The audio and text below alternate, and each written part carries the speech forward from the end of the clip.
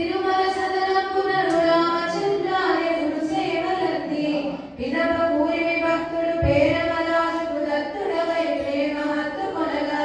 ధరణ ముక్తి దయచేసి శాస్త్ర వంశాలు వదముగా వరుస తిరిగి చివరకు ఎత్తివరిచే స్థాపితమైనట్టి ఆశ్రమమందు తిష్ట వేసి మారు వంశీయులెల్ల వైక ప్రేమదేవి రక్షించినాడు నీరజాక్ష బడిర కృష్ణాశ్రమ నివాస వైదిరాజ రమ్య గుణ